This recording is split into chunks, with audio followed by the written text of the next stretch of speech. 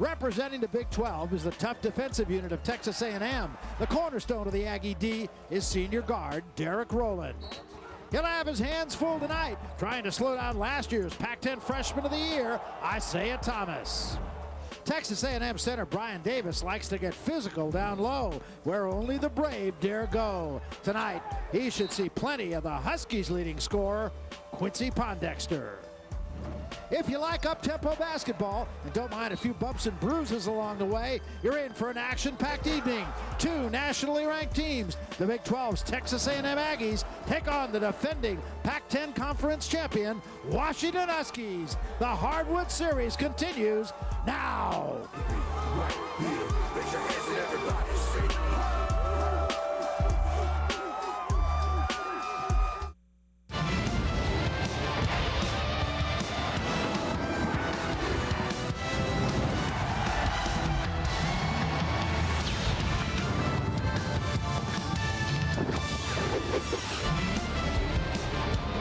Tonight from the campus of the University of Washington here in Seattle.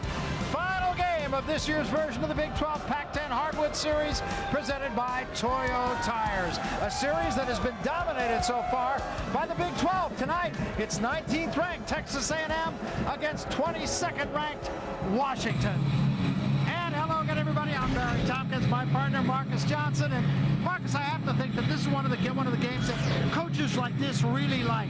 A tough game against a tough team from a tough conference. Yeah, right before your conference season starts just down the way. So you got two teams, as my old coach at UCLA, my second coach, Gene Bartow, used to say, love to get after people. We're going to see plenty of that this evening. You know, talk about Quincy Pondexter. We mentioned him in the open here. This is a guy that I think is a testament to staying in school for 4 years. Yeah, he is indeed. And he's always been a guy, Barry, that played with a lot of passion, played with a lot of heart, with a lot of energy, but he didn't always get the great results. It's fun to watch him play this year because he's getting tremendous results. 22 points, 8 rebounds a game, athletic as they come, and just a stellar human being. It's just fun to see a senior have this kind of a season so far. You know, you can't say enough about senior leadership, but I think Texas A&M has one of those guys too. Donald Sloan, senior, been around for 4 years, being asked to do an awful lot this year. Well, he tested the NBA waters, and the waters were kind of lukewarm, so he came back to school, which is what you're supposed to do, and worked on different aspects of his game. Now, he is a guy at 6'3", 205 pounds. He's strong. He bounces defenders off of him. He loves to take it to the basket hard. He is the most athletic player on this Aggie basketball team. Now, you can make him knock down shots if you want to play him defensively, but he's improved in the area too, so he's a tough matchup. You know, the other thing I really like about this game is both teams like to play pretty much the same way. It's going to be an up and down kind of game. Who knows? Might come down to the team with the ball last wins the ball game. It's Washington. It's Texas A&M. It's the last game of the Big 12 Pac-10 Hardwood Series presented by Toyo Tires. Welcome back to the Bank of America Arena here in Seattle. Barry Tompkins, Marcus Johnson alongside a long 5-hour trip to Seattle from Houston for Mark Turgeon's Texas A&M team. He says there's a simple solution to solving the Washington Huskies, but a solution that's easier said than done. You got to be able to guard their penetration. I think they're very good off the dribble. Pondexter obviously is a heck of a player. He's putting up All-American numbers so far this year. He's continued to get better throughout his career. Then we got to rebound. They're averaging 16-plus rebounds, offensive rebounds a game, and they're plus 11 on their opponent. And we haven't rebounded well this year. So if we have any chance, we got to take away transition points and second chance points. Well, both these teams will go deep into their bench, but here's the way Texas A&M comes to the dance. Nathan Walkup, good spot-up shooter. Brian Davis, the big guy down low. Dash Harris really does live up to his name very, very quick with Donald Sloan and Derek Rowland. And they are ably coached by Mark Turgeon. Mark, a former Oregon assistant coach, familiar with the West Coast brand of basketball. Yeah, just putting this dude's did a great job at Wichita State over a 7-year span and getting things cracking down there for the Aggies. For the Washington Huskies, we talked about Quincy Pondexter, Matthew Bryan Ammoning, the guy that they count on to get some rebounds with the freshman Abdul Ghadi, Isaiah Thomas, and Darnell Bent. Lorenzo Romar now in his 6th year. Look at the record that Lorenzo has put together. They are the favorites to win the Pac-10 Conference this year.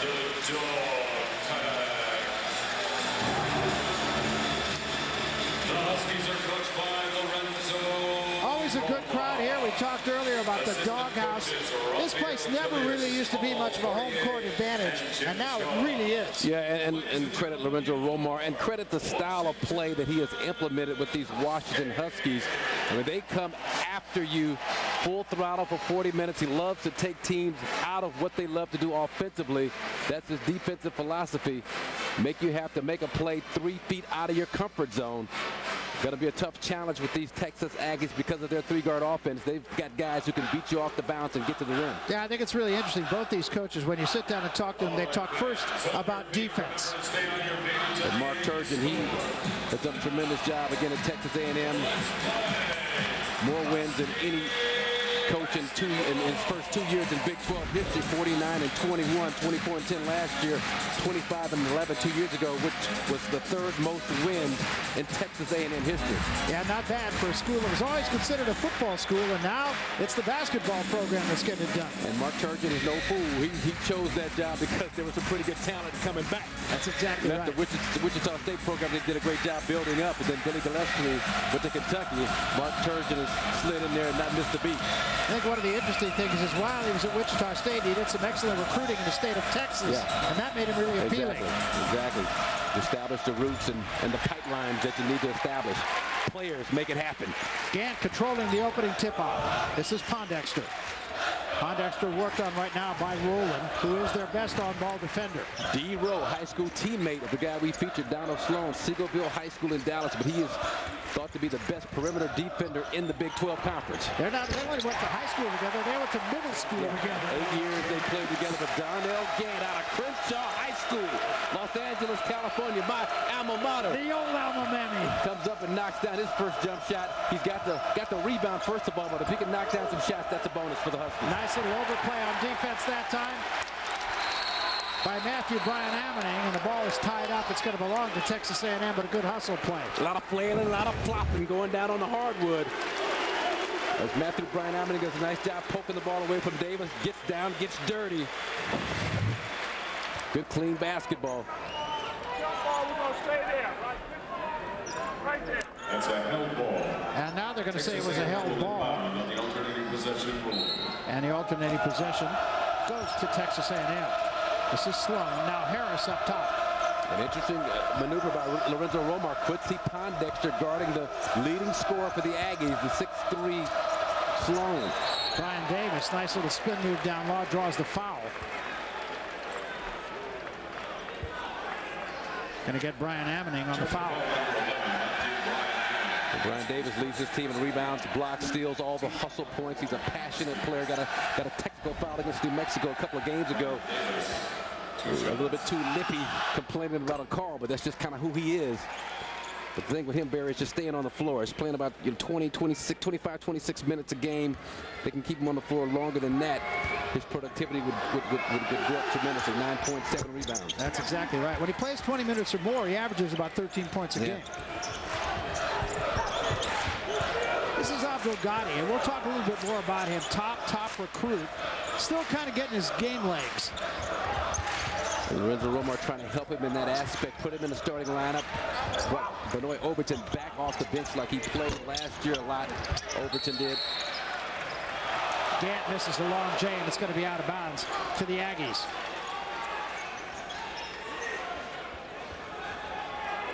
Yeah, he said Gaddy, when he's on the floor, is still a valuable player. He takes care of the basketball, 2-to-1 assist to turnover ratio. Yeah, well, he's a big guard, 6'3", 190 pounds. And to his credit, he really works hard at the defensive end. His offense has not come around as a lot of people thought it would this early. But he's played some pretty solid defense. This is Davis up top, stepping out. Misses off the left side. Gant to the boards.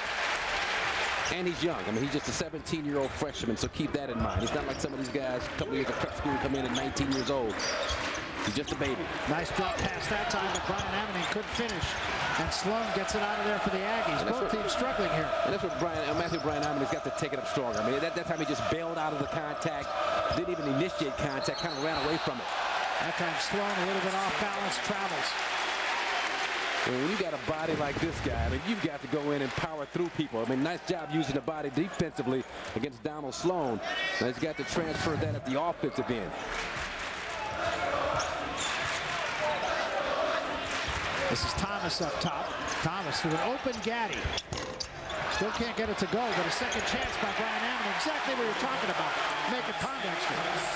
That's Q-Pond working the offensive glass. Quick hops, quick off his feet. Reminds me of his uncle Cliff Pondexter, a legend at San Joaquin Memorial High School. Who looks like he could still play. And Brian Ammon steps in front of a little bit of a lazy pass by Sloan. Pondexter, they leave him. He thought about it. Now he puts it on the floor for the pull-up. Davis with a rebound. And Brian Ammon just steps right in front. Goes hard to the basket. Offensive foul. Drop the shoulder. You give Brian Davis a lot of credit defensively for clearing himself away from the basket area to make sure he was not wearing that rim as a halo. He is clearly outside of the paint. Yeah, he was still moving to his left, but you can move as a defensive player as long as you've established that you are clearly in the path of the ball handler, which he was. So Brian Ammon will come to the bench, and Tyrese Brashears, I beg your pardon, will come into the game. Pondexter with another rebound. Brashears, big, strong, wide-bodied player out of Price High School in South Central Los Angeles. He, too, just starting to come into his own now. He had a broken shin last year. Really didn't play for a year and a half. Followed by Pondexter. That's individual summertime skills work paying off for Q-Pond. Kind of a one-legged fadeaway 10-foot jump shot. Harris into the lane. Nice job defensively. Great job. Jump out there, but gonna get a block foul. Going to call that on Gannon for a block, but it's a good job of plugging up the paint. Here's Quincy Pondexter, just perpetual motion, catching the ball on the left box. A little fadeaway off that left foot. That's an awkward-looking shot, but that's something that doesn't matter if it's awkward looking. You work on it enough and become comfortable with making a move like that. Last year, he would not have made a move or tried to make a move and not look that comfortable making it. So Harris will go to the free throw line. Dash Harris out of Los Angeles, but attended Monteverde Academy in Florida. You know, his coach Kevin Sutton said that he's one of the top point guards he's had, and he's coached point guards. Kevin Sutton has like Randolph Childress, Corey Alexander, Virginia, Cameron Dollar they put on the list. Played at UCLA, St. John's Prospect Hall, and he puts Dash Harris as the 4th best point guard on that list, so you know he's got game. Some pretty select company. Yes, it is indeed. Benoit Overton into the ballgame for Washington for the first time. So too is Scott Suggs. Suggs coming off a very good game against Portland. Here's Overton going all the way, trying to leave it that time for Brashears, but Brashears couldn't handle it. A little bit of over-penetration by Benoit Overton. He will get himself in trouble sometimes. Get a little bit out of control with his quickness, but he is a terrific on-ball defender who has a penchant for coming up with big steals. Dash Harris all the way to the basket. Good job defending by Pondexter.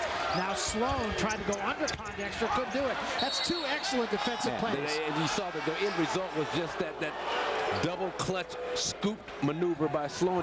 They didn't even draw iron, didn't even get close, but that gives you an idea how tough it is to get a quality look against this Husky defense. Justin Holiday, who is one of the better defenders for the Huskies, comes into the ball game now.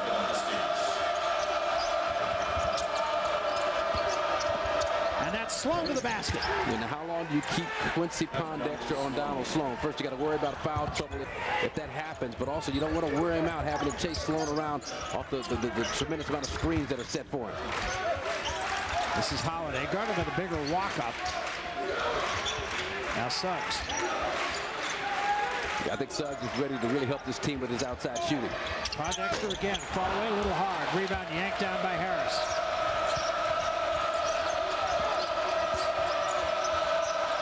And a loose ball. Great job to get on the floor that time by Scott Suggs, but it's going to be out of bounds to Texas A&M. We're going to time out of the floor. 15-19 remaining first half. Up and down game as we expected. 6-5 Huskies. We welcome you back. The Huskies lead it by 1. It's a 6-5 ball game. Well, we've been talking about Quincy Pondexter, how far he's come as a basketball player. That's not all. Now, Q-Pond making his acting debut as the grandfather in the Nutcracker, famous Nutcracker suite. Here's the outfit. Getting ready to put it on, what, about 40 minutes worth of makeup? Yeah, I think so. Longer? Well, they had to age him by 40 years. Yeah, a couple hours of makeup, aging in about 40 years. Here's the, with the top coat and what are those called? Knickers? Did you coach him up? No, man, he's he didn't want any of my advice. I'll tell you the other thing about the guy, what's made him really a complete, not only basketball player, but a complete person. Lorenzo Romar was telling us today that they had this black tie affair that some of the big donors at University of Washington had. And the master of ceremonies was Quincy Pondexter. Black tie, everybody said he did a magnificent job. He would not have been able to do that 4 years ago. Right, it's one of the benefits of college basketball, of the college experience itself.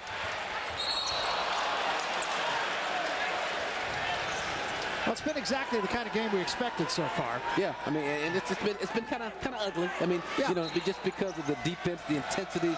Both teams love to play a physical brand of basketball, even though they're smaller. Sloan almost banked it in. I didn't hear him call glass, and it's going to be out of bounds to the Huskies. Off of Najee Hibbert in the ballgame for the first time for Texas A&M. Yeah, they like Najee Hibbert, a freshman out of the famed DeMatha High School program back in the Washington, D.C. area. Pondexter being worked on now by another freshman, Chris Middleton. Middleton and Hibbert, a big part of the future of Mark Turgeon's team. Yeah, and even the sophomore David LeBeau, who gets that foul call, just a sophomore, but they think he's got a tremendous future also, just needs to get a little tougher. And he's going to be challenged in that area by Tyrese Brashears on the inside. Thomas comes back, and Pondexter will lead for the first time as Lorenzo Romar continued to play a lot of different combinations out there. Thomas tried to get between two players, and a great play by Holmes. They say he got all the orange.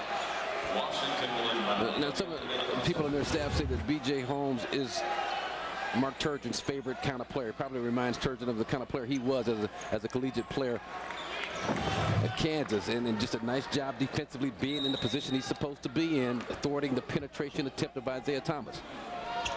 And another guy who's coming back from injury, had a deep thigh bruise that bothered him the first 4 or 5 games this year, so he too is just kind of coming into his own. Here's Brashears, forced it up due to foul on LeBeau. And that toughness aspect of LeBeau's game that's got to improve. He's got to do a better job. He's got a nice body. He's 6'8", 230. And you got to get down low, get that forearm into the back of Brashears, keep him out of the painted area. You'll allow him to establish that kind of position, you're dead. So Brashears will go to the free throw line. 50% free throw shooter on the year. Brian Davis going to come back into the Aggie lineup, and a cameo appearance for LeBeau. 2 quick fouls and take a seat.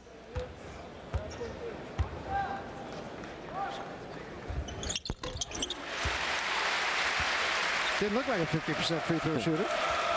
Nice rotation, nice touch. Yeah. And let's see if Donald Sloan tries to use his size and strength against Isaiah Thomas. Nice screen out top. Sure was. Holmes from the corner. Yes.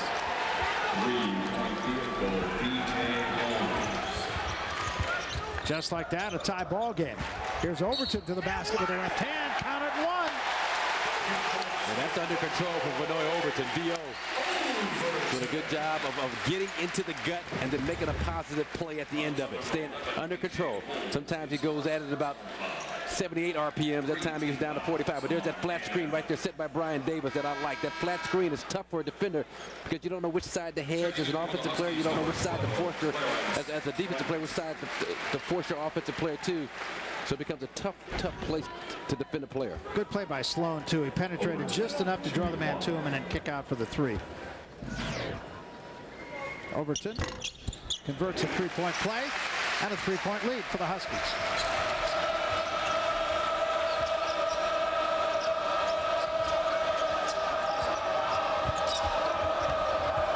Sloan this time, it goes off the foot of Holiday. It'll be out of bounds to the Aggies. But Lorenzo Romar mixing up his defenders against Donald Sloan. First it was Quincy Pondexter, 6'6", about 210, 215, defending him. Now it's a short, quick-footed Vanoy Overton that's going to make it tougher for Sloan to penetrate. Overton, arguably the best defensive guard that Lorenzo has. Yeah, and he's one of the top defenders in this league. Benoit Overton. He is a pest. A pest with attitude. That's the worst kind of pest. Yeah, you're right. Pest is bad enough, but a pest with attitude. Sloan all the way to the basket. Again, contested off the hands that time of Clarence Trent. But you see how Donald Sloan loves to attack the basket. Not really looking. He took that long three that he banked. There's another Nice good defensive play. That was Suggs getting the ball, and now Trent going all the way the other way hard and drew the foul. Clarence Trent, the freshman out of Tacoma, by way of the Patterson School. Versus Scott Suggs on the inside, just kind of breaking things up, making a nuisance of himself with active hands.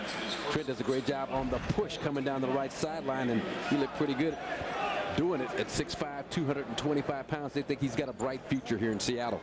That's redundant on this Husky team. Mark Turgeon, on the other hand, looking on this game.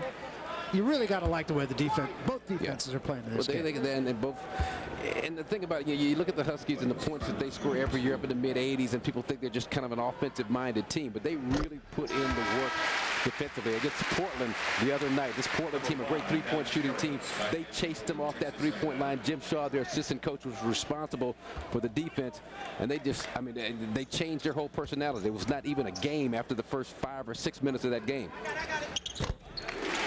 Trent knocks him down. That was a Portland team that beat UCLA by 25, beat Minnesota That's right, good team. Ranked in the top 25 for the first time in 100 years. And they're going to get a block foul. That's what you call try to take a charge. A lot of screen. Slip the screen. That's what you call slipping the screen by Brian Davis. You come over like you're going to set it. Your defensive player gets prepared to hedge. It opens up a lane to get to the basket. The fans are griping because they thought there was position underneath. Yeah, they're showing the replay here at Bank of America Arena. Crowd not quite agreeing with Bruce Hicks's call.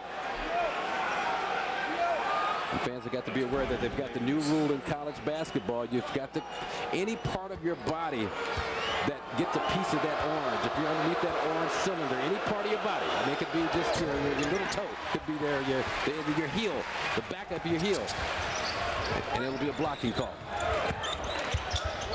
There's Trent, had a good look, comes up a little short, and Davis snatches it. But these are critical minutes for guys like Trent out there, Scott Suggs, with the Pac-10 season just around the corner. Long and open tray by Middleton, and it misses. That was one of the few uncontested shots in this game. Thomas hasn't had a look at the basket yet. But I like what he's doing. He's allowing the game to come to him. He hasn't forced anything yet. Even his penetration, he was looking to pass first. And I like an Isaiah Thomas in that mode. 8 assists this last game. Prior to that, 3 assists, which is higher for the season. Here's Overton as it knocked loose that time by Harris. Ahead it goes this time to Middleton. Middleton spins it in the lane, lost control, out of bounds.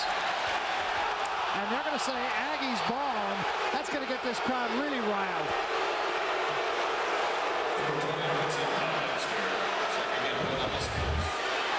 See what you think. Yeah, here's your spin move. Here's your strip. And that looked like a bad call. Yeah, I mean, tough call on the spin. Coming out of the spin, ball goes off the offensive player's knee. But the ref just blew it. And again. And they keep showing it on the video board to get this crowd all geeked up.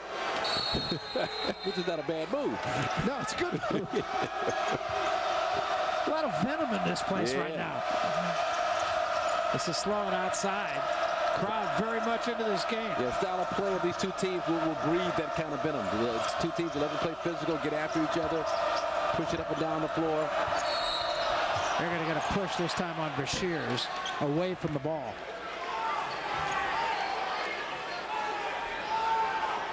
A lot of people we've already seen on the floor for both teams.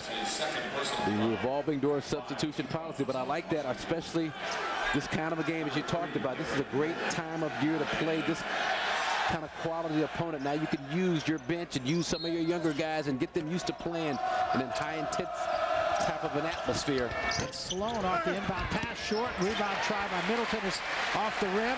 Snatched out of there by Gant. Now ahead to Thomas.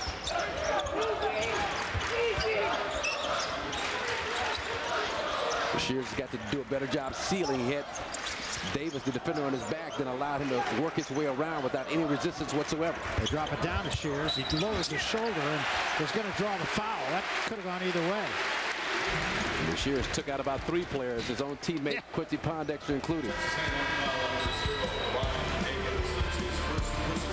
13-9 the score. When we come back, we'll hear from Mark Turgeon talking about his conference. Obviously, I think the Big 12 is great. I knew going into the season it was going to be great when all the players decided to come back at Kansas and Texas and across the board, Oklahoma State and so on. I think Blake Griffin really is the only one that left with a significant impact. So we knew that it was going to be a very good league. Obviously, it's a little bit better across the board than we even anticipated. I think it's a much deeper league. I don't think there's any bad teams. And the Big 12 didn't exactly take a backward step tonight. Kansas all over California, although that was a close game, 1-point game at halftime. And Texas beats a very good Michigan State team. Did. So number 1 and number 2 both win, both, of course, out of the Big 12. And look at the numbers in the Big 12. Yeah, man, look at that. Just the AP rank alone, you got 5 teams ranked in the top 25 out of that conference. I've had an opportunity to see Oklahoma State, Nebraska, Kansas, Baylor against Arizona State, and I'm telling you, from top to bottom, this conference is going to be tough. Mark Turgeon talked earlier today about the conference. Like, I don't even want to think about it. I want to play this game, go home, enjoy Christmas with my family, exactly. And then start thinking about the Big 12, next week or the week after that or whenever. Yeah, it's a tough conference. Texas Tech, incidentally, a winner tonight over Stanford. Well, we've been talking about defense this whole game. Just to give you an idea, there's been exactly 6 field goals combined so far. Everything contested, nothing easy for both teams. And there's a great shot by Middleton. They're going to take a look, make sure this is a 3. Chris Middleton made the basket. They'll check to see if Now this freshman, Chris Middleton, North Charleston, South Carolina, was rated as the best shooting small forward in the United States as a senior in high school. You can believe it by the form he shows on that shot. Was he behind the line? That's what the refs want to know. I don't know if we're going to tell from that shot. We're not. Boy, he does have a nice stroke, doesn't he? Too much obfuscation. And there he's on the line. That's a 2-pointer. That UCLA education is really rearing its ugly head here. I got the words. I just don't know what they mean all the time. So if I ever mess up, just let me know. They're going to call it a 2-point shot. And coaches, they say coaches hate the long 2. I don't think any coach really hates a shot that goes in, but you would prefer that he step back another inch to make sure that's a 3-point shot. It was just that close. Gaddy back in the ball game at the point now. The whole idea of hating a long 2. I don't hate anything that goes in the basket. A little bit of his own defense by the Texas A&M. What a follow by Pondexter. And that's what makes Quincy Pondexter an effective 22-point-per-game scorer, because he scores them in a variety of different ways. Sometimes it's a mid-range jumper, sometimes it's drives and dunks, steals. That time, nice job being active on the offensive glass. This is Rowland pulls the trigger and knocks it down. That's not normally his forte, a 29% three-point shooter. Derek Rowland, a high school teammate, grade school or middle school teammate, as we talked about, of Donald Sloan. And Donald Sloan credits with him becoming the offensive player he is, because Rowland is such a tough defensive matchup. Thomas this time drives baseline all the way to the basket. Reverse comes up a little short, and Davis gets up off the floor to get the rebound. Now they'll run. Rowland going all the way up to the right hand and won't go over the foul. And so you make a good point. You talk about Davis on the floor. So as the penetrating point guard out there, Thomas, you see there's a man down, so you know we've got an advantage right away. Somebody's got to be open. I think it's incumbent upon him to find that open area, find that open man, get the ball to him, and then just play and see what happens. I think he made up his mind, and he does that a lot, that he was going to shoot that shot before the play actually developed. So 2 shots for Rowland. Aggies so far 4 of 6 at the free throw line. Huskies shooting 6 of 7 at the line. Walkup comes back in. And Middleton will leave for the Aggies.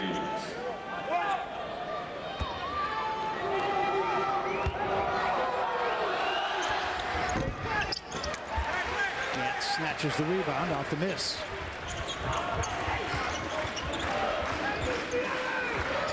Aggies back in their man-to-man defense. Pondexter defended by Rowland. We talked about him. Derek Rowland, the best perimeter defender in the Big 12 Conference. Thomas comes around to Bashir's screen, leaves for Gaddy. Gaddy starts, he's cut off nicely at the baseline by Walker. Loose ball picked up by Dash Harris. Ahead it goes to Sloan to the basket. That'll be goaltending. And that was just a case of Dash Harris. You know, you hear it all the time. The old cliche, wanting the ball more. Comes up with the loose ball, leads to a fast break at the other end. Obvious goaltend by Darnell Gant. Ball off the backboard. You touch it, 2 points. And the first lead for the Aggies. They lead by 1. A little pressure, a little 2-1-2, three-quarter court pressure now by Mark Turgeon. Recognized pretty well. Yeah, and now they fall back into like a 1-2-2 zone, really doing a nice job defending the perimeter. What they're saying is your inside bigs have got to show us that they can beat us. We're talking about Darnell Gant, Matthew Bryan Amine. Huskies standing around a lot right now. That'll be out of bounds off of Sloan.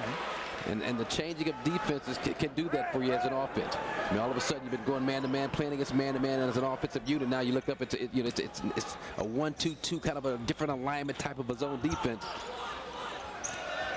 So you got to try and figure out how to attack that thing. You attack it through the middle. Thomas got in the air, thought about it, leads for Gaddy. Gaddy now 1 of 12 on the year beyond the arc.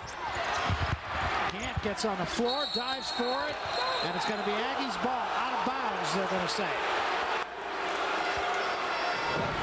But you have to love the effort that both teams are displaying here in this basketball game. Darnell Gant right there, right shoulder, in line. Good call by the official, but great hustle by both players.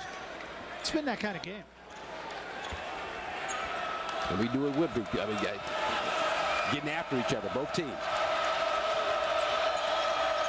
Harris guarded by Gaddy. Nice pass. Yeah. And walk up with the finish, but credit Dash Harris. That's something that was set up by Mark Turgeon and his coaching staff. Going to get a block this time. Going to be called on LeBeau. His 3rd foul. Aggies right now on a 7-0 run. Yeah, good job of just kind of settling down. I mean, the crowd really into this thing early on. Aggies got down 6-7 points, but now just they're settled down and starting to play their style of play.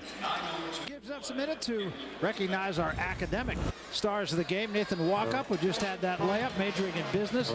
2-time all-academic selection in the Big 12. And we've been talking about Quincy Pondexter being the whole package, this included. Sociology major, won the Provost Award for Academic Excellence here at the University of Washington. Tough academic institution. And again, that's also another great thing to see, a senior doing his thing in the classroom and doing his thing on the floor. Yeah, really quite a guy. And he's a guy that thought about going pro after his freshman year, after his sophomore year. Maybe not so much after his junior year, but he wanted to test the waters. He was antsy to get out of here. Robin Lopez, Brooke Lopez, his teammates from high school, they'd gone on. Spencer Haas, who came in with him as a recruit, he'd gone on after his freshman year. I mean, in today's college basketball landscape, you almost feel like you're a failure if you stick around for 2 years. You know, you're not one and done. Yeah, and he did the right thing. And we talked about the comparison to Brandon Roy, who did just about the same thing here at Washington. And of course now is enjoying great success. Yeah, and we were talking earlier, man, and I could see Brandon Roy. I saw him as a player his junior year. I thought he'd be a terrific pro. Quincy senior has surprised me at how effective he's been, how well he's played this season. Overton open 3, but it won't go. Loose ball finally controlled by Harris. Harris has been a difference maker in this game. Trying to drop it down for Davis, overplayed by Brian Ammoning. Going to get a reach-in foul on Davis.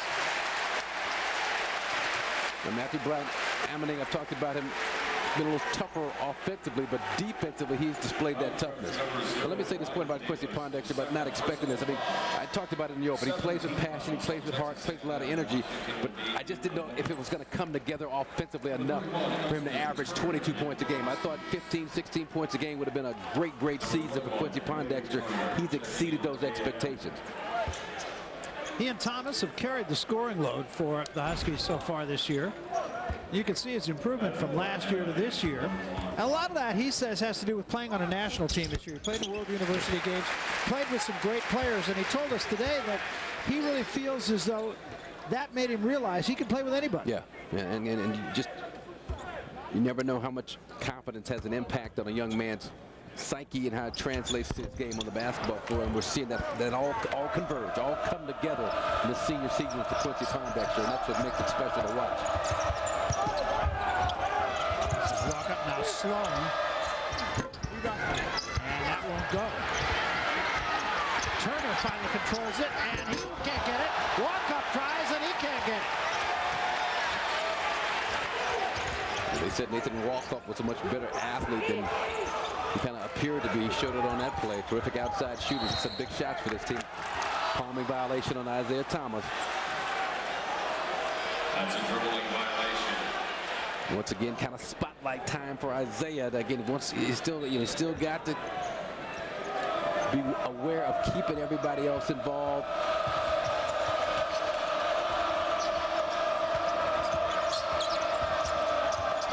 This is Sloan back up top. Now Walkup, guarded by Pondexter. Walkup with the right hand. It won't go. The follow misses, and Overton comes out of there. 4-on-2 now. Overton in the middle, all the way with the right hand. Won't go too hard. Rebound to Dash Harris. Now we're going to go the other way. 3-on-2. Harris in the middle. Leaves it on the wing for the cutting turner out of bounds. Tough pass for the big guy to handle. Behind him, just too much for him to pull it in. We'll jump off the track. 7:35 remaining first half. What a ball game. 19 Aggies, 17 Huskies. We're coming back. We welcome you back to Heckhead Court here at Bank of America Arena. This is the Big 12 Pac-10 Hardwood Series, last game of this year's series, presented by Toyo Tires. Here's our Toyo Tires game summary. 2 out of 5 from three-point range for the Aggies, and they have shut the Huskies down beyond the arc. What are the differences in the game right now? Yeah, they've done a tremendous job. Another big difference, Isaiah Thomas comes into this game averaging just a hair under 20 points a game. Tonight, zilch, zip, the donut. Nada. Garnished. I think we covered all of that. Yeah, but for Isaiah Thomas, now you got to put on Overton as the point guard on the floor. So now you play him off the ball, run him off some screens, and now you look to get him into the flow as your shooting guard, as your two guard. Tried to drop that one down for cutting Overton. Lost the handle and another turnover. Each team with 6 turnovers in the game. The Texas A&M prepared for that high post offense, popularized by my old coach John Wooden. Hit the wing, cut down to the low post. Walk up an air ball from 3. Now 3-on-2. Pondexter leaves it on his head, finishes and one. Big time play. Special play by a special player, Quincy Pondexter. Does a great job eluding the initial defender, then takes the hit, still has the strength to get up and almost throw that thing down, but gets up way above the rim. First the illusion, and then just up and over the second defender despite the contact on the inside. Yeah, the illusion and then a conclusion. Yeah. And then the contusion. He takes a hard fall on that hip, but that's a tremendous play. And it gives you just a glimpse of the athleticism of Quincy Pondexter. He's the difference so far for the Huskies, without question. Aggies have done a good job of shutting down just about everybody. Yes, they have, and that's been, especially Isaiah Thomas, it's been pretty much a two-man team. Overton comes out of that pile with the ball. Cross-court Thomas. Thomas with a spin move, cut off nicely. Brian Ammoning to the basket, short. Pondexter was there again, couldn't get it. Brian Ammoning first time. No, and finally it is yanked down by Middleton. And those are the kinds of plays, again, Matthew Brian Ammoning has got to convert that. I mean, great job hustling on the offensive glass. That's a point-blank layup. Great defense, though, at the other end by Matthew. Yeah, he's been playing well in the defensive end. He's getting off. He's doing his thing. And Overton overthrows Thomas, going to the basket, and they have a little discussion about it. Lorenzo Romar, he likes the way his team is playing. If you're playing a quality opponent, the number 19 team in the country, the Texas A&M Aggies.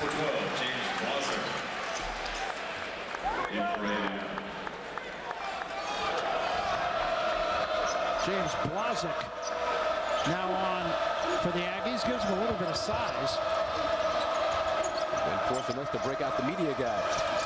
He's going way down deep in the lineup. Two guys that we didn't even have on our board. As a matter of fact, Ray Turner, who just left the ball game a moment ago. Mark Turgeon told us yesterday, oh, we're going to redshirt him. He's not going to play. Yeah, don't worry about him. He's redshirt. All right, Coach. 17 fouls on the Huskies.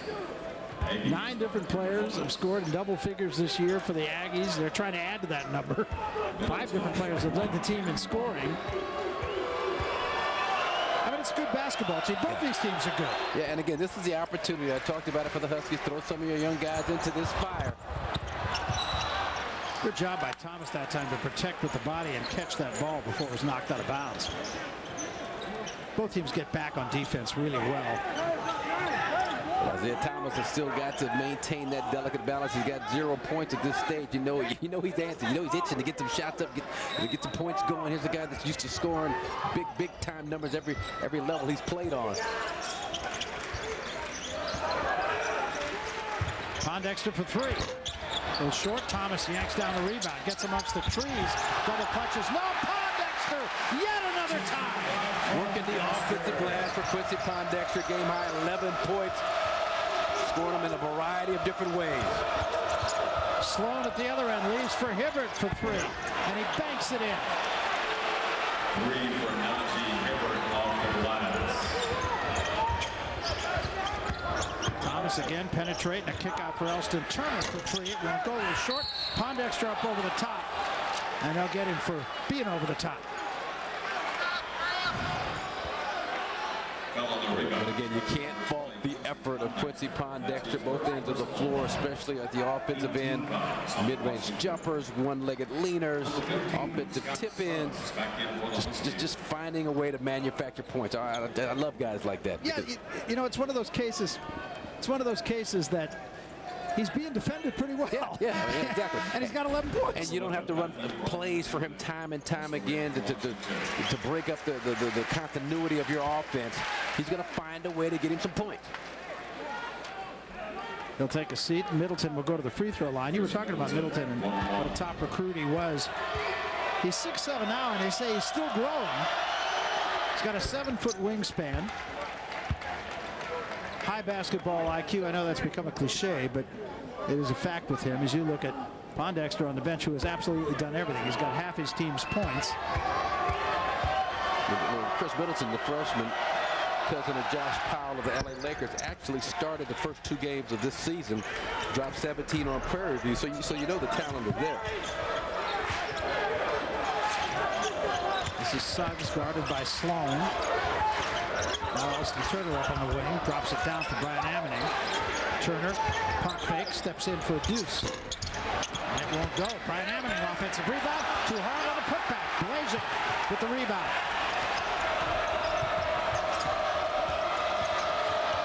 There's Sloan all the way. Great effort by Donald Sloan. Talking to his coach, the assistant coach, Pooh Williamson, formerly of Tulsa fame, played with Tubby Smith back in the early 90s. Said he's got the handle to kind of get there and do his thing, and we saw it on that play. And again, the Aggies on a 7-0 run have now taken the lead by 4. This is their second 7-0 run. Little cross there, through the leg move. Little deep middle, cross your left and get to the basket. That's what he loves to do, kind of give you a little deep going to his right, get back to that left hand, and does a nice job with the underhanded flip job for the finish. Number 21, Ray Turner in for Texas A&M. So Matthew Brian Ammoning will go to the free throw line. Matthew Brian Ammoning, 1-1. Free throw line has been something of an adventure for Brian Ammoning.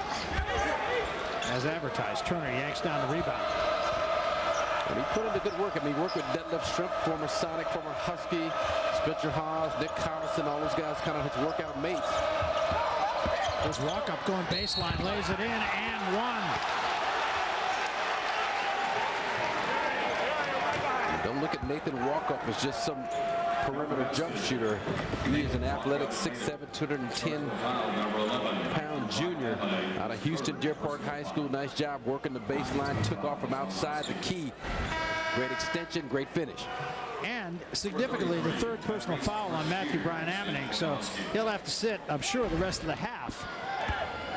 But Lorenzo Romar does a nice job rotating the three bigs between Matthew Bryan Ammoning, Tyrese Brashears, and Darnell Gant. They've got 15 fouls to play with between those three bigs. But the offensively, without Quincy Pondexter, this is the time for Isaiah Thomas to step up his level of aggressive play offensively. Really look for his shot. I'll tell you what, Holmes is in his pocket. Nice. Nice lead and a foul on walk-up. Isaiah Thomas missed a couple of days of practice. He had a concussion, took a shot against Georgetown. Julian Vaughn caught him, and he wasn't really aware that he was hurt initially. And then after the first time out of being out on the floor, bright lights kind of got brighter and got a little dizzy. Next couple of days, had some headaches to deal with. So, you know, they wanted to make sure, and they held him out of practice a couple of days until their medical staff cleared him to play.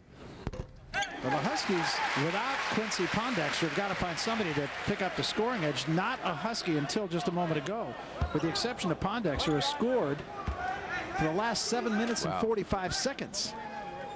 There's all the scoring right there on the bench. Not a good sign. I mean, yeah, it's a testament to Quincy Pondexter and how he's elevated his game. But if you want to win this game, if you're the Huskies, you're going to need someone else to step up. And that's been a problem this whole season. It's been all about Pondexter, all about Isaiah Thomas.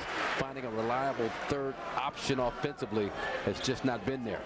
I mean, I think we can probably count the open looks that both teams have had, for that matter, on one hand. I tell you, Scott Suggs, he's a guy, he gets Georgetown first half, knocked down a couple of jump shots, played well against Portland.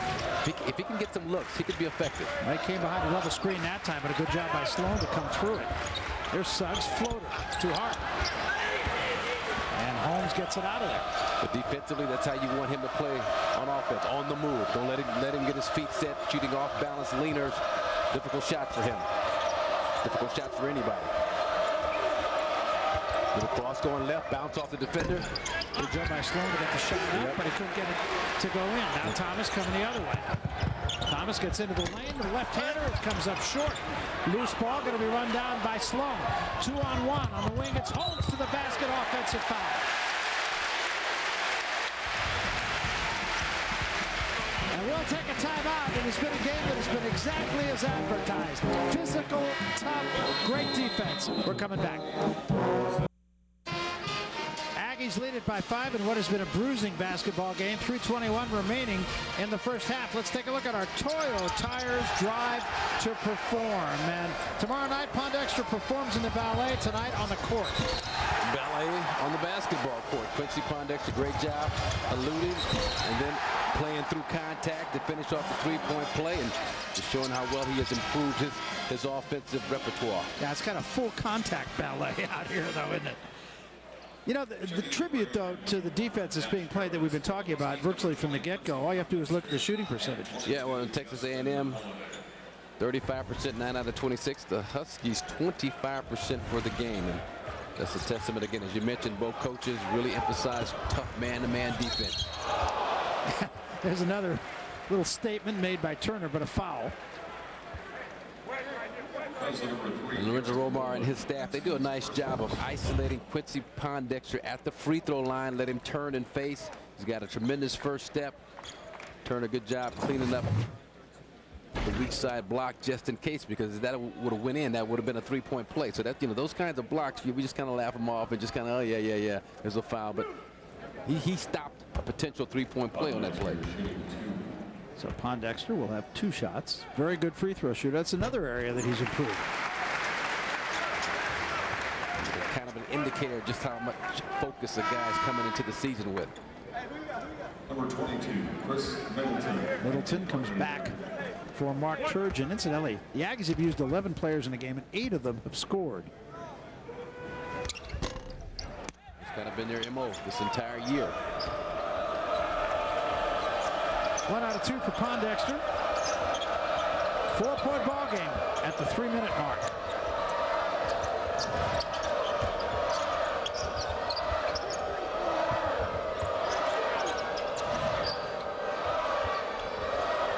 Harris.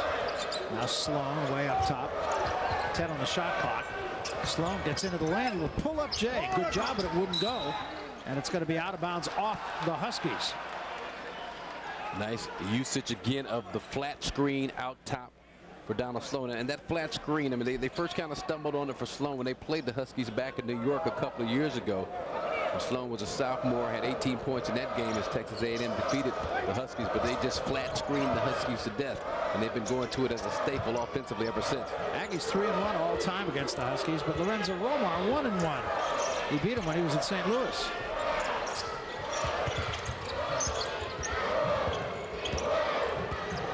Harris will back it out again. Aggies trying to use a little clock here. A little methodical, a little deliberate in their offensive attack. All of that worked well except the finish.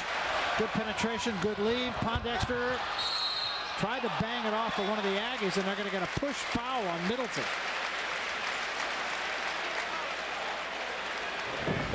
Pretty heads-up play by Pondexter that time. Yeah, well, just to come down with the catch, it was just a testament to his concentration. Hands kind of deflected the ball to slow it down, then picked it up, and then, hey, I'm almost out of bounds. Let me get this possession back. So Pondexter with 12 points will have 2.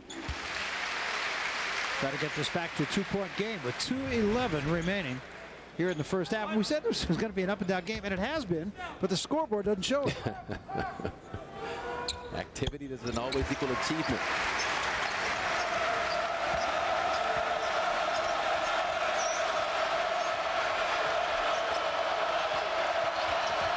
Dash Harris, guarded by Thomas. Now he's double team. Pondexter on the trap, and he calls a timeout. Smart play. Yeah, great job of jumping the screen out top. Quincy Pondexter. Isaiah Thomas caught Dash Harris unsuspecting. So both coaches will talk this over with 1 minute and 58 seconds remaining here in the first half. It's a game that's right there waiting for somebody to take it. And neither team has allowed the other to do that. Well, this week on Fox NFL Sunday, the Panthers will battle the Giants in a key game for New York's playoff chances. Or the Buccaneers will take on the Saints. Bucs coming off a big win. Or the Rams play the Cardinals. Or it'll be the Lions and the 49ers. Coverage beginning Sunday with America's #1 pregame show at 12 Eastern, 9 Pacific, only on Fox. Check your listings locally for the game and time in your area. 2-point ball game here. 1:58 remaining. Barry Tompkins and Marcus Johnson here at the Bank of America Arena in Seattle. Tough defensive game. This game really being played at midseason form. Yeah, it is. Midseason intensity, midseason defensive level. And to me, the key is going to be who the secondary contributor offensively will be for each team. Here's Sloan to the basket, and a block foul going to be called on Brashears. Pretty much, it's been all about Sloan, even though he's just 2 for 9 from the field. But definitely for Washington, it's been all about Pondexter. If they could just get some consistent help for him offensively, you would expect Isaiah Thomas to be the guy, but so far in his game, just 0 for 4, has not scored a point. That's the 3rd foul now on Brashears. So 2 of the bigs with 3 fouls for the Huskies. Free throw story, Donald Sloan, 93% over his last 5 games. He struggled a little bit early, and then he had a streak of 25 in a row. As I mentioned, worked out for a couple of pro teams. San Antonio, one of them, felt really good about his workouts. Played against terrific players like Marcus Thornton of the New Orleans Hornets, and said it really helped him in terms of, as we said, with Quincy Pondexter, his international experience, his confidence that he could play on that level, compete on that level. Thomas for 3 with a good look. He misses off the right side. And Turner yanks down another rebound. Long outlet pass for Harris. But the Huskies get back. Harris coming baseline, cut off nicely by Holiday. Sloan again got around Suggs. Trying to leave it for Middleton. It's going to be out of bounds to the Huskies. Another great defensive fort by the Huskies. First on the penetration by Sloan to quick hands, and then Darnell again just out hustling the opposition for the basketball, causing the deflection. And I really like the way both teams help on defense. Yeah, and it's just the driving lanes just have not been there. Even though Donald Sloan's done a good job of just kind of manufacturing them on his own. Saw those numbers a moment ago of the shooting frustration for the Husky starters. They had Pondexter, but Thomas didn't go over the top to him. Gantz open at the free throw line. So he's really worked on that mid-range jump shot. The release looks good. The rotation is perfect. Just not that kind of a guy in a mindset to take 10 of those a game. Now Rowland guarded by the smaller Thomas. Middleton with Pondexter on him. Pondexter, nice job harassing, sliding the feet, staying in front. Crowd wanted to travel that time. Might have had an argument. Flattened out 1-4. This guy's going left. He's going left. You know he's going left. The right hand by Sloan. Went up with his left, switched to the right hand and scored. You got to know the scouting report. He loves to deke you right hard, get you leaning that way, and then come back to his left.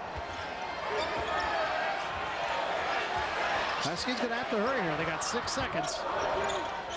And Thomas can't get it to go from 3, and a frustrating first half for him. And there's still 0.8 of a second remaining. Still time enough for a quick catch and shoot. Lorenzo Romar going to call the timeout, try and set something up. You don't want to squander any opportunity to score in this game. Talking about Donald Sloan going to his left. There's that little step right. Gets Holiday to bite, and then the strength, the power just to muscle through to get the shot off. There's a muscle through and a little underhanded flip. Great shot with the right hand because it looked all the way like he was going left. Yep. I mean, he did go left. He did go left hand. There, but nice finish with that right around the body of Justin Holiday. Real creative finish on the part of Donald Sloan. Well, Isaiah Thomas has struggled mightily here in the first half. As you see, 0 for 6. And Marcus, you mentioned he's averaging almost 20 points a game. Terrific game the last time out against Portland, especially distributing the basketball. But you wonder, with 8-10, I mean, it is almost lob to the basket time for Washington. Not really enough time to set up, I don't think, a play to get a jump shot off. So here we go, 0.8 of a second. Got to get it in. They do to Pondexter. Got it up. And scores! Except if you're at home.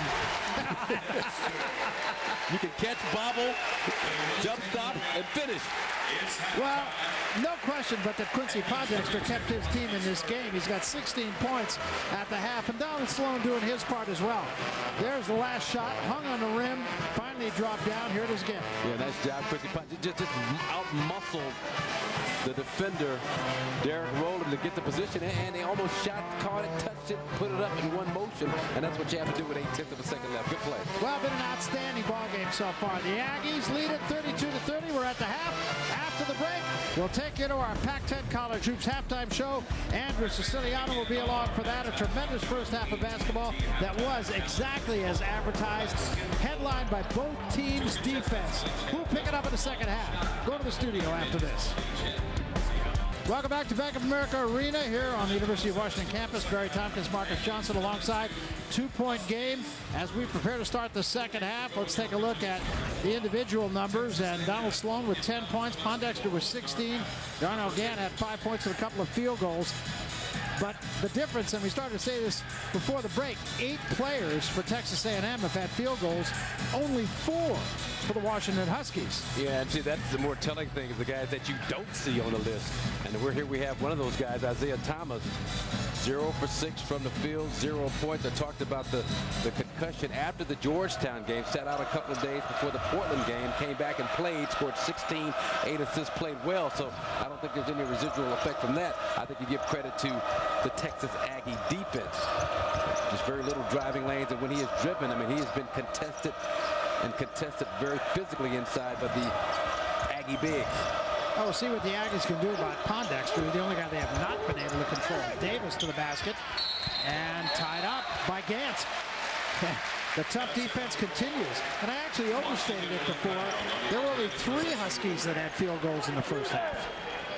And that's a problem. I mean, you know, especially obviously by Isaiah Thomas, you know he's going to find a way to manufacture some points. But I think you're still going to need that third score to give you between 8 and 12 points in this game. Unless Quincy Pondexter just explodes for a 40-point night, which he is capable of doing. Let's drop down to the basket. Nice look by Thomas. Well, I talked in the first half about him giving up that seal position in the post-up. That time he held his seal, kept the big guy Davis on his back, and got the benefit of a great pass from Isaiah Thomas. Remember Brian Ammoning playing with 3 fouls here. And a real battle on the block. And this is where he's got to be smart. He's got to be smart on his defense.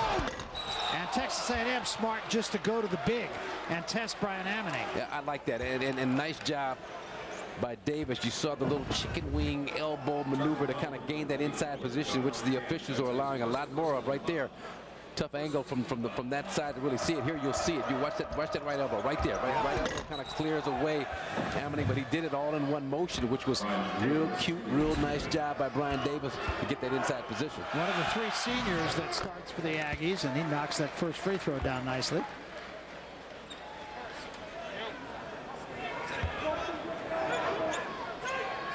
I would imagine they'll keep trying to jam it down low. Well, glad I'm getting over. I'm losing my train of thought. I wanted to make that point. I like that about Mar. A lot of times you see a guy in foul trouble and there's no concerted effort by the opposition to go at him. I mean, get Ammoning off the court. And Thomas to the basket. That's his first. He just dashed by Dash. He went through Dash Harris that time, left him in his wake. Now Sloan driving on the bigger Gant to the basket, a little hard. Rebound brought down by Gaddy. Gaddy going to push it, lost the handle. Dash Harris picks it up, kicks it out of bounds. Going to be Washington ball. Well, that's where Gaddy's got to give the ball up to Isaiah Thomas on that left wing. He just made a spectacular move. Caught a piece of Dash Harris's chin on the process of going to the basket.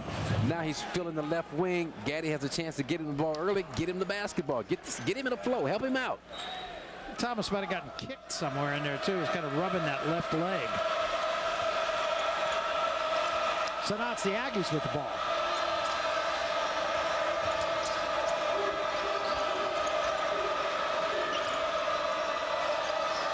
Pondexter matched up against Sloan right now. Harris with Gaddy on him. Threw up an off-balance shot but drew the foul. Dash Harris out of Los Angeles, California, went to high school at Montverde Academy down in Florida, a school that produced Richard Mbamute of UCLA, now playing with the Milwaukee Bucks. But he worked out all summer with Baron Davis, and we saw a little bit of that maneuver and that move, kind of a pro deal where you kind of bump a guy off you, create some space, draw the contact, get to the free throw line. And that hits two sides and doesn't come down.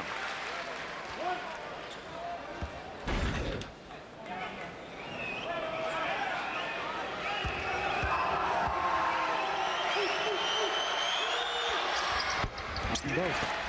Brian Ammoning the rebound. Work with Baron Davis on his basketball skills. Gina Davis obviously on free throws. Thomas had a good look that time. Passed up the shot. Now he leaves it for Gant. Gant at the elbow. Too hard. Yeah, too hard and too rushed. I mean, you want a nice smooth catch and shoot. That time he just looked like an uncertain shooter. Caught it. Should I pass? Should I shoot? Okay, I'm open. I'll shoot. By that time, the rhythm is dead. No more rhythm. Pass the basketball.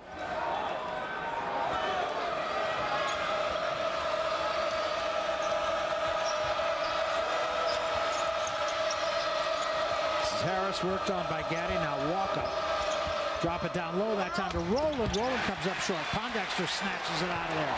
No uncontested shots in this game. The floater, Brian Ammoning. Too hard. Gaddy over the top. Too hard. Pondexter tries to control. Walker finally gets it, but steps on the baseline. It'll be Huskies ball. And you got, I think it's Derek Rowland down at the other end. I believe he caught an elbow, caught something to the throat. I saw the trainer give that indication. He came immediately to the floor while the action was still going on at the other end. And we think it's his ankle that he rolled it at. It is his right ankle that they're looking at. And not looking at it. Yeah. He is in some pain. Your longtime friend, Donald Sloan, former high school teammate, middle school teammate, came over and looked and just pulled his jersey. Donald Sloan pulled his jersey up over his face. Yeah. And Donald Sloan is really affected by this. Yeah, we've talked about their relationship and their friendship, and they've known each other going all the way back to middle school, and you can see Donald Sloan very upset. High school teammates at Seagoville High School, middle school teammates, best buds since for the past 8 years. Sloan credits Rowland would really amping up the level of his offensive game, because they were always matched up against each other for the last 8 years, pushing each other.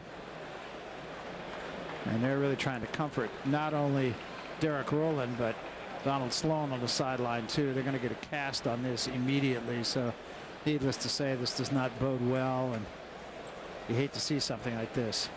Dash Harris very upset as well. Yeah, and I saw the trainer making this across the throat kind of gesture, but I think he was kind of saying he's done. I mean, he's through. I mean, this is just too serious right off the bat to even think about returning.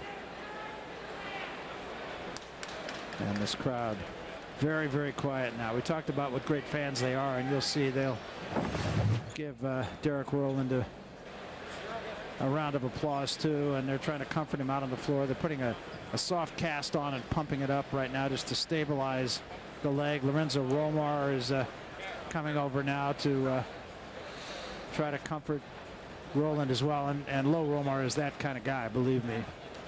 The tears in Brian Davis's face, an emotional player already.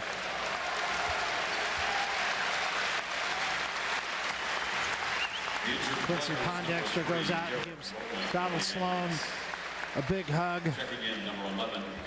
But you still have a basketball game to finish, and I don't want to sound insensitive. The injury is a lot more important, but you still got this game that you've got to find it somewhere if you're Texas A&M. And just think about how Derek Rowland would want you to play and compete. Something like that, I think. Holmes with the steal and Gaddy with the reach in. And for the Huskies, I mean, this is also tough. Don't let me underestimate the toughness for the Huskies to see something like that, to see the reaction of his teammates. I mean, you almost feel sorry. You feel sorry for the player, obviously, but for his teammates, what they're going through right now. You've got to try and put all that out of your mind as best as possible, as hard as that seems. Yeah, and I'm sure it is extremely difficult. Gaddy, incidentally, just picked up his 4th foul, so Benoit Overton will replace him, and Gaddy will sit for quite a long time. This is Sloan, guarded by Pondexter. That's how the Huskies started the game off. Quincy Pondexter matched up against Donald Sloan before they adjusted, threw other bodies at him. Pondexter goes down, and Sloan just puts it in over him. Donald Sloan. It was Donald Sloan as a sophomore in New York City that came up big down the stretch as the Aggies beat the Huskies at Madison Square Garden. A lot of contact down on the block once again. Pondexter in the corner, goes behind a screen and a pull-up J. Cone drills, dribble to the spot, jump up and over the defender, get you a nice look at the basket and knock it down, and that improved form on his jump shot. We talked about that when we had him against Georgetown earlier. Walk up in the corner, wide open Davis, rejected by Thomas. Clean block. That'll get the crowd fired up. Overton steps in. Missed the shot, Davis the rebound.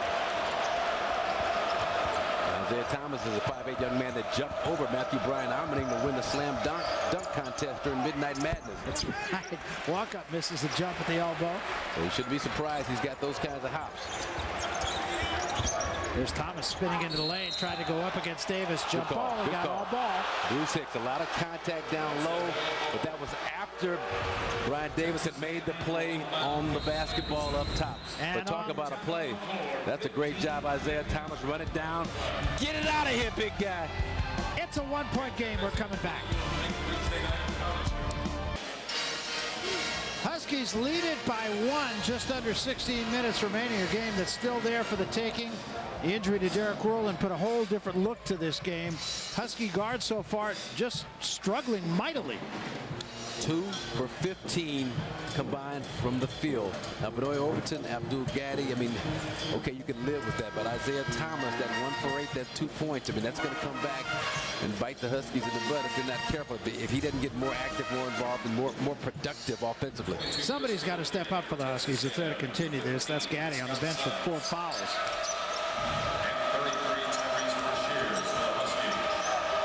Dash Harris, guarded by Overton. And that time Harris threw it away, expected Middleton to step out. And Dash Harris doing what a good point guard is supposed to do. Go and instruct your freshman, tell him where he's supposed to be, so he doesn't make you look so bad. As Thomas gets in to traffic again, now kicks out for Overton. Suggs drop it down, this time for Brashears. Yeah, second time. First time it was Matthew Bryan Amaning. This time Tyrese Brashears establishing the solid inside position down on that box. Dash Harris comes behind Middleton's screen. Now Middleton wide open in the corner. Couldn't get it to go. Thomas to the rebound, but a grab on Thomas. Well, they got Pondexter. A lot of hand-to-hand combating going on inside. Second foul on Pondexter. The official Dick Cartmel right on top of the play. He had a pretty good look at it. Mrs. Holmes comes baseline on Thomas, tried to shovel it off, couldn't do it. Clean foul, clean play, I should say. Well, What's a clean foul? Freudian slip. A lot of contact on the baseline. I know Mark Turgeon and B.J. Holmes thought it was a foul.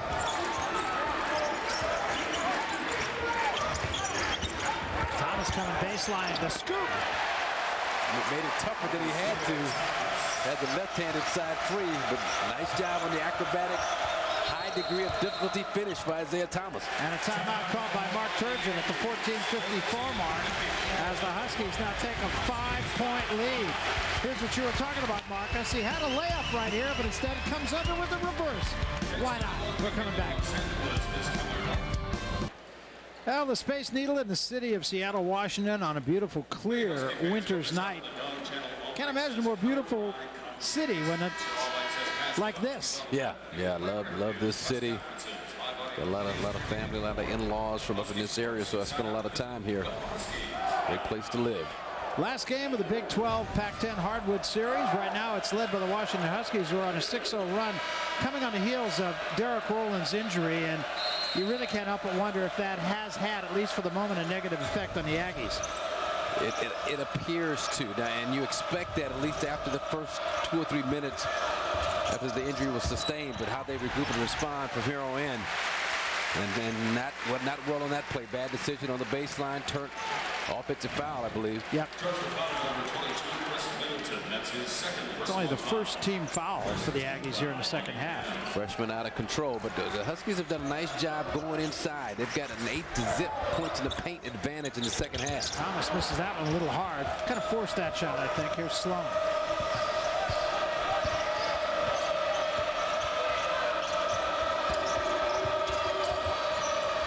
Harris looks down low this time for LeBeau. LeBeau working on Brashears with the right hand. Coaching staff does a great job really working that move. Dribble middle, draw the contact, and then a nice little job, reverse pivot drop step baseline by LeBeau. This is Suggs with the ball up top. Holmes just being a pest. Pondexter, a little clear out here for Pondexter. Fall away. Oh! Missed everything. Overton with a rebound to putback. He's so tricky. I mean, he was up in the air, got the rebound, faked the shot, defender turned his head, he came down, threw it back up with the right hand.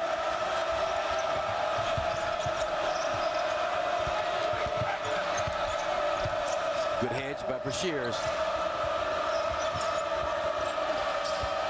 And Brashears got a hand on the basketball. Great defensive effort. He just reached around the bow and got all ball. And Brashears did a nice job. Good productive minutes on the floor for the Huskies. Great job posted up. This time, no effort by LeBeau to seal him away. He reaches around, as you mentioned, Barry ties him up. Possession arrow pointing the Huskies' favor. There's Thomas, goes baseline again, double clutches and gets it. Might have got a wake-up call here. Hang time. Mark Turgeon wants a timeout. I think Mark Turgeon feels like this thing is getting a little out of control.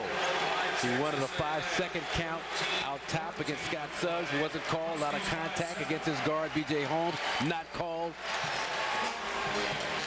Thomas has answered the call with 6 points here in the second half after being bageled in the first half. And here he is right here. Nice job weaving and winding his way to the basket. Got the block from the bigger man Brian Davis from behind, and then a little hesitation move. Right-handed finish, and then just great hang time to out-hang the taller defender for the layup on the inside. And the Huskies lead it now by 7, their biggest lead of the ball game. And a good timeout, I think, called by Mark Turgeon, just trying to settle things down. Settle things down, state your case to the officials, and especially with the injury to Derek Rowland, the way he went out of this game. You know, his team is a bit shell-shocked right now. Overton knocks it off the knee of LeBeau. Huskies ball. Mark Turgeon is beside himself. Off with the jacket. Uh-oh. Here's a weak side defender. Benoit Overton always coming in aggressively. It's the only way he knows how to play. Forces the turnover. Leaves it this time for Holiday with a good look. Huskies rolling now. Rolling big time. Justin Holiday. Nice job. Little pick and pop action on the left wing. Overton almost had another steal. You see the defensive intensity pick up for the Huskies. Absolutely. And the crowd is into this, and they're kind of driving it all. Well, we talked about it. This is a tough place to play. They've had some major upsets. The Huskies have here over the last 5 or 6 years since Lorenzo Romar has taken over. And the crowd has fueled a lot of those. There's Thomas again, the penetration and the lead, but he took the extra step. Lorenzo Romar coaching his point guard Isaiah Thomas. Look, give it up sooner. You know, I know you're trying to make things happen, but take the easy path, the easy pass that's there for you. Look at the defense played by Overton. I mean, he is in your jersey. Here's the guy, Donald Sloan, right here. He's got to get something going to the hole. And he does with the right hand. And a loose ball knocked off of Holiday. Aggie ball. But even on that play, and I don't know if it's directly correlated to Derek Rowland, his friend going down, but he was just a little tentative. I mean, before he was bouncing guys off going left. That time, that was a fadeaway left-handed runner that he shot. Fadeaway jump shot that he shoots. Holmes with the rebound off the slow miss. LeBeau has it swatted away. And another rejection by Holiday, and still the Aggies have it. Holmes for 3. Still it won't go. And finally Overton for the Huskies. 3 out 2. Overton in the middle, all the way. And the follow by Thomas, offensive foul on Benoit Overton. And a good call, I think. Timeout on the floor, 11:56 remaining. Huskies by 9.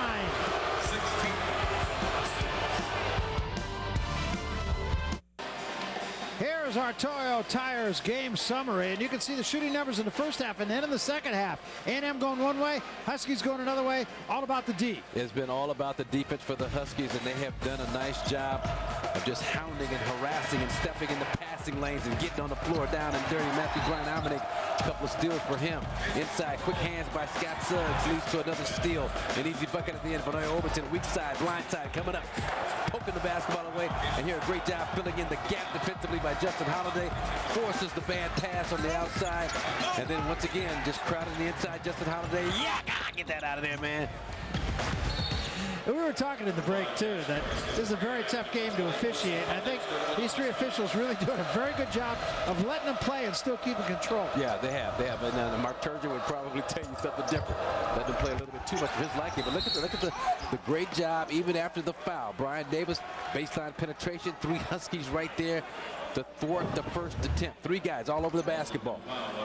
There's Gant, there's Pondexter, there's Holiday coming in to the picture right there. 3 guys contesting the shot. Nice second effort by Brian Davis. A season high in block shots for the Washington Huskies, a team that averages just 4 blocks a game. They've got 10 blocks in this game. They have really stepped up. And you really have to feel for Mark Turgeon and the Aggies. Yes, you do. That injury really did kind of change the tenor of this game, I believe. It just taking away their aggressiveness, And they're preoccupied. It just seems like a team that's preoccupied, and again, understandably so. Now, Mark Turgeon changes up. He's going to go back to that 1-2-2 zone. Did a good job trying to defend the perimeter. Almost comes up with a turnover. And Vinoy Overton that time. He'll help Dash Harris out. That was inadvertent. And a foul.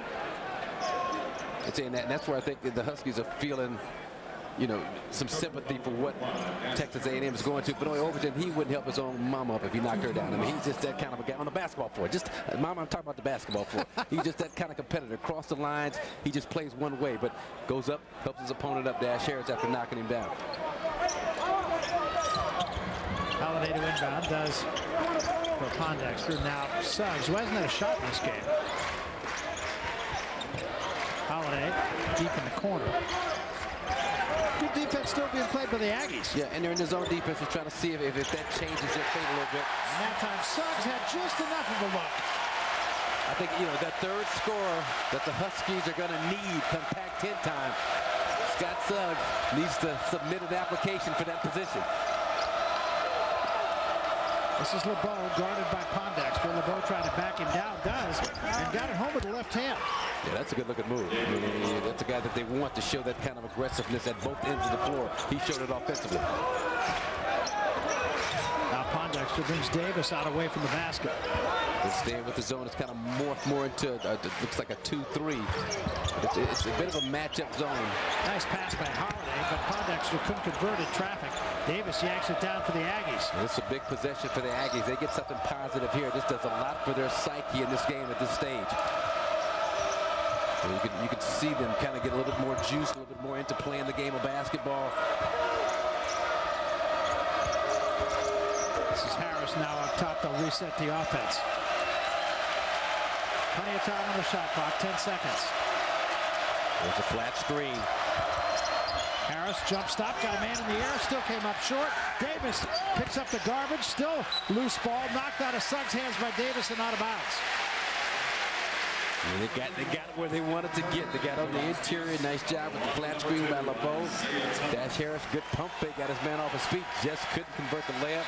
Brian Davis, you're looking at, we were looking at, attack the offensive glass, couldn't finish. And 22, Chris Fulton for A&M.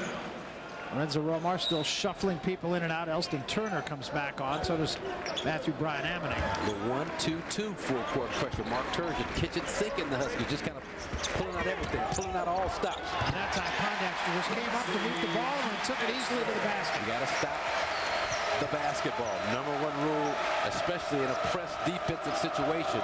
You cannot allow the dribbler to get right into the paint for that kind of a look. Pondexter with 20 now. Davis up on the high post.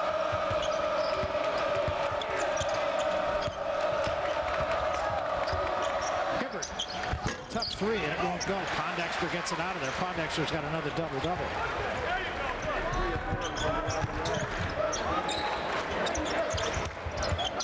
Turner steps in. Couldn't quite get it to go. Halfway down, and it came out. Now Dash Harris.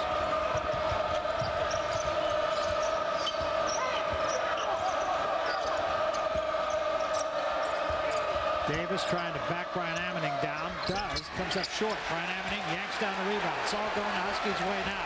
They got numbers here, but they don't push it. And Davis. Keep an eye on Brian Davis. He's a very frustrated basketball player at both ends of the floor. Take a look at Quincy Pondexter. How do you break a press? Get it to the middle of the floor. And Davis, to his credit, comes over to Dick Cartmel, the lead official in this game, and says, I didn't mean to do that. Yeah. Checking in for the Aggies. Incidentally, we do have word that Derek Rowland's condition is stable, that he's being transported to Harbor View Medical Center here in Seattle, but he is stable. Yeah.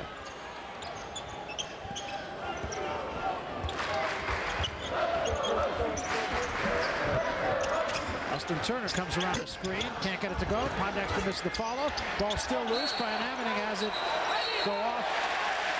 I guess they say it's going off an Aggie. I thought it went off Bryan Ammoning. Talking about that third score, and Elston Turner was supposed to be the guy, but he's shooting just 39% from the field, 30% from the three-point line going into that jump shot. And they would love to see him be able to break out of that, especially come Pac-10 season time, but I just don't know if it's going to happen. We saw those numbers on the Aggies, just 3 of 20 in the second half. Partly because of Washington's defense, and I think partly because of the injury to Derek Rowland. Yeah, they've missed a lot of shots inside, and they've been contested shots, the shots they should have made. Brian Amman off the window. Now that looks like he's been working with Detlef Schrempf and Spencer Hawes and Nick Collison during the offseason on individual skills drills. With strong to the basket as opposed to shying away from the contact. This is Middleton over at Brian Amman. Nice effort by the freshman. Chris Middleton. That's what it's going to take. I mean, it's, you know, 12-point lead, a lot of time left in this game, but I think someone other than Donald Sloan is going to have to step up and make some offensive plays. Here's Suggs. Suggs has a nice stroke. He does. I mean, that's not, a step back in that situation, not a great shot for him. Brian Amman got the shot up. He'll go to the free throw line. So we'll jump off the track with 7:40 left. Nice seal that time by Brian Amman, and then kiss off the window. We're coming back.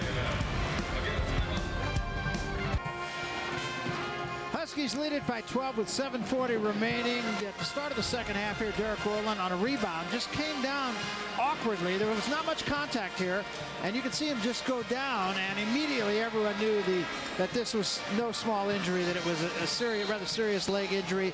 We do have a report that he is in stable condition.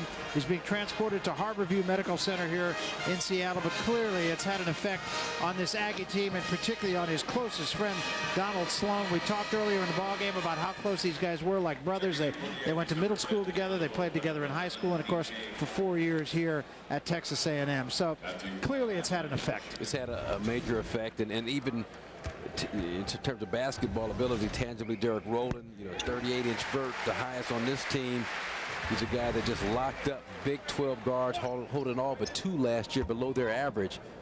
So they're going to miss that also, but just the bond, the friendship, the closeness between these two, you could see it in the reaction of Donald Sloan once that injury occurred.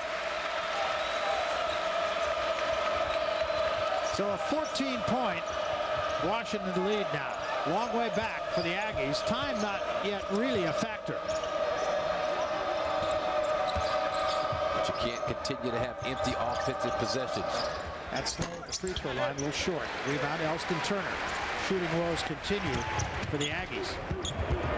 And the blow by Thomas, but a nice rejection by LeBeau. I'm not sure. I mean, that appears to be just a little early for Lorenzo Romar's liking, but he knows. And Lorenzo Romar said it himself. You got. It's a delicate balance with Isaiah Thomas. You don't want to tell him not to be aggressive because that's what makes him who he is as a player. Going to get a foul before the inbounds pass on Holmes. Council number 11, B.J. Holmes of the Yankees. Third personal foul, 5-team foul. Pondexter went to inbound to Turner, and Sloan just stepped right in front. 3-point try by Holmes. A little hard. The shooting problems continue. Walkup gets the follow down. Nathan Walkup.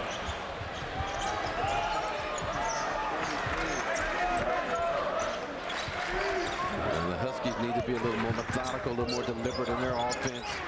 Want some time off the clock and then start attacking. Shorten this game up with this lead. Thomas comes along the baseline, now leaves it for Pondexter. Wide open tray for Elston Turner. No.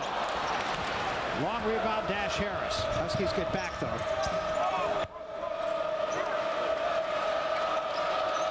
This guy here, Nathan Walkup, has been a big-time point producer down the stretch for this team. Holmes, another good look, but another miss.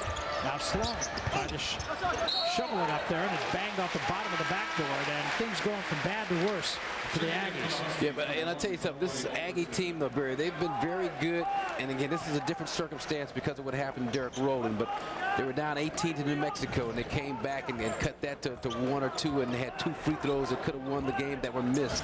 Last year, down 18 to Nebraska, wound up winning by 3, so they've shown some resilience, but just with Derek Rowland going down the way he did, maybe a little bit too much to ask for in this situation. Brian Amman will turn around too hard, won't go, and the smallest man on the floor right now, Holmes, gets it out of there. A lob for LeBeau. LeBeau waits for traffic, and then can't get it down, banged it off too hard. And they just can't find the basket. You can't continue to miss like that. But you can see the sense of urgency for the Aggies pick up now. I mean, now whether or not they can convert that into hoops at the other end remains to be seen. Now Pondexter making it look easy. And you still got to contend with this dude. He's just having the season of seasons, Quincy Pondexter. And it's interesting, you talked earlier about players waiting for the game to come to him, and even though he's got big numbers, 22 and 11, he's still waiting for the game to come to him. Hasn't forced a whole lot in this game. Hasn't dominated the basketball, done it in a variety of different ways. Thomas thought he had all ball, but he fouls Holmes.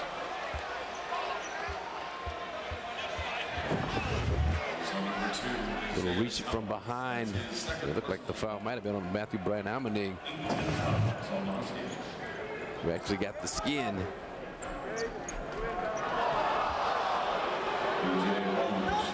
Lorenzo Romar still coaching, talks to both his guards, Vanilla Overton and Isaiah Thomas. Number 22, Chris Middleton. Number 23, Najee Hibbert. Middleton and Hibbert, two freshmen coming back in for Mark Turgeon, and Walkup will leave.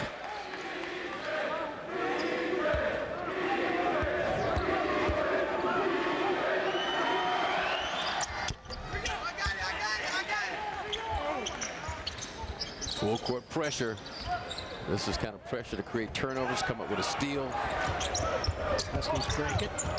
Gant will back it back out. Now Thomas, well, he's open. He says, why not? That's why not. A foul, no, by Gant. Hung on the rim, dropped off from LeBeau with the rebound.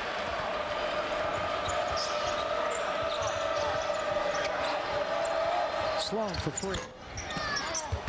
Hibbert the rebound. And a foul. They're going to get Gant, I believe. It is Gant. Nice activity by the 6'6" freshman out of Baltimore, Maryland, by way of DeMatha High School, Najee Hibbert. Team foul number 9 on the Huskies. Got a brother that played for Towson State College. Yeah.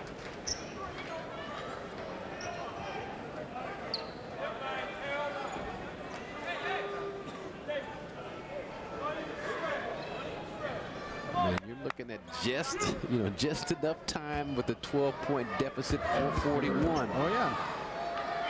To make something happen. If you're the A&M Aggies out of Texas. Number 22, Justin Holiday. Aggies now shooting just 26% for the game. And the second half has been worse than that. A lot of those just kind of shots where they just didn't concentrate through. Well, 1 out of 2 for Hibbert. Now Thomas with the reverse, and he'll go to the line. He's so good at that little hesitation move. He comes down, he hesitates, all of a sudden the defense relaxes, everybody goes to their assignments, they stop plugging the gaps in the paint, and he just explodes down the middle and draws contact to get to the free throw line. Yeah, they talk about guys who play bigger, and clearly he's one of those guys. Now, the erstwhile scribe for the Seattle Times, Percy Allen, who is their basketball writer, everybody compares him to Damon Stoudemire. Isaiah himself says he watched him a lot, but he came up with an interesting comparison. Calvin Murphy, former Houston Rocket great. Even looks like him a little bit. And I give you this, I mean, the mindset, the offensive mindset. Murph was a guy that just would keep coming at you and keep coming at you and keep coming at you. But can Thomas twirl the baton? Remember, Calvin Murphy was a baton twirler. Or can he knock out Sidney Wicks? Calvin Murphy knocked out Sidney Wicks, That's true, too. You're being bought here, Yeah, Marcus. Percy Allen gives me $1. $1. Well, of course, he was, in fact, named after Isaiah Thomas. And you can see the numbers, the difference between these two as freshmen. Isaiah back in Indiana, 1980, very comparable with Isaiah Thomas's numbers here in Washington last year. I mean, at one point, Isaiah Thomas last year, when the Huskies were actually leading the Pac-10 at the midpoint, was averaging about 19 points a game. He was leading this team in scoring, and that's what we know. John Brockton and Quincy Pondexter, he was the guy that was carrying the load offensively. Thus, Pac-10 Freshman of the Year. Yep. We were talking to Lorenzo Romar about how much they missed John Brockman, and interestingly enough, the numbers are comparable. They still have a big rebounding edge, but just the presence of John Brockman, and Lorenzo was talking about the fact that last night, one of the great comebacks in NBA history as Holmes gets a tray, as the Sacramento Kings came back from 35 down in the third quarter. And Lorenzo pointed out the fact that when John Brockman was on the floor, they were plus 26. Wow.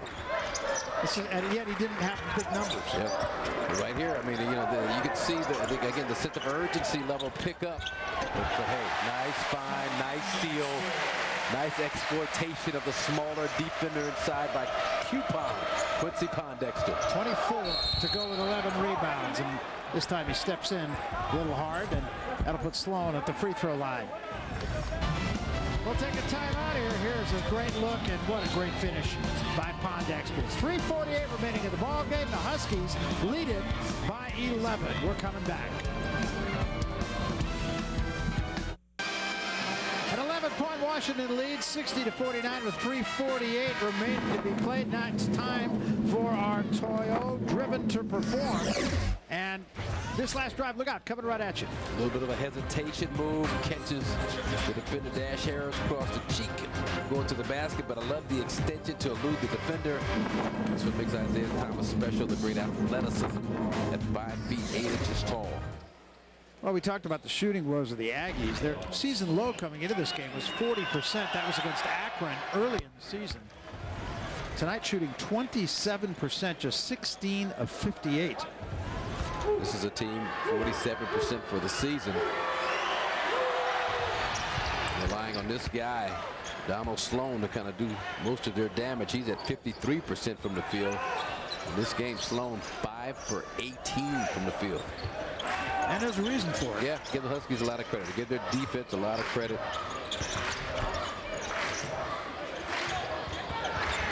Got a switch here with Thomas with the bigger Davis on him. Now Benoit Overton just blows by everybody.